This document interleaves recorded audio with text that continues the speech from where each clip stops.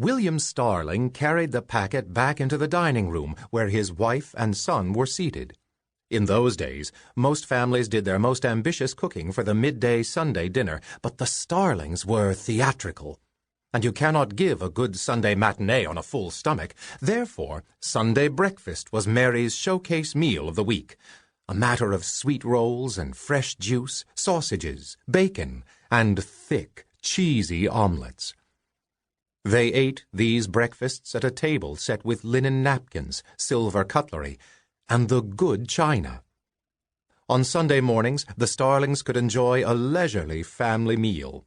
But when William came back into the dining room, he couldn't contain his curiosity. He pushed his unfinished plate aside.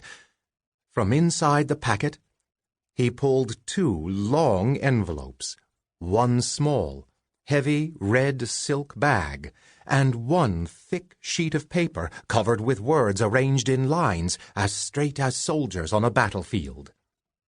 He read this letter through silently. When he had finished, he looked across the table to his wife and waited, watching her. She waited, watching him. Neither of them looked at Max, who had also stopped eating but did not speak. He knew better than to interrupt the drama they were creating. William set the letter down on the table, pulled his plate close again, and picked up his fork. Patient, silent, Mary watched, waiting, until at last she burst out laughing and said, "All right, William, I give up. I'll ask, if you're going to be so theatrical about it. What does the letter say?" "It says," her husband began, and filled his mouth with sausage. After he had chewed for an irritatingly long time, and swallowed, and savored the last of his orange juice, he said, in a voice that vibrated like a tuning fork, "It promises, my dearling, that a great adventure awaits us."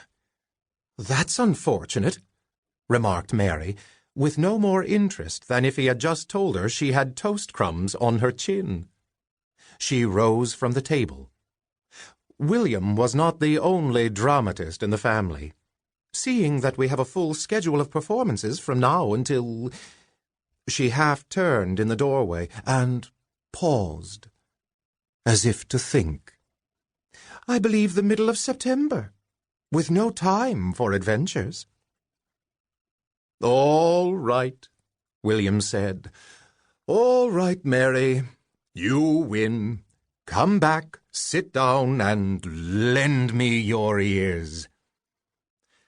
When she had done as he asked, he announced, as if he were addressing a great crowd from a great height, "On this first day of April, the Starling Theatrical Company has received a letter from deepest India, a letter written by the Maharaja of Kashmir himself, in his own hand. The most excellent and skillful William Starling, I'm quoting now, and his most beautiful and talented wife, these are his exact words," William Starling said, facing the letter outward and waving it gently, as if his wife and son could read moving script. He used his own voice to tell her, "We've been invited to spend several months or more in his Raj.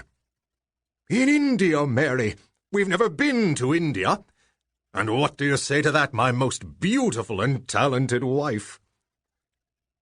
She answered slowly, "I say it's very odd.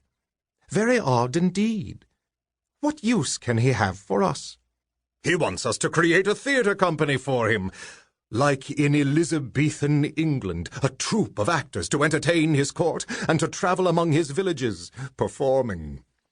He wants us to find people of talent and teach them how to act, and introduce them to plays and show them how to produce a play. He says no other Maharaja has his own theatrical company, and he'll be the first. He'll lead the way. Think of it, Mary."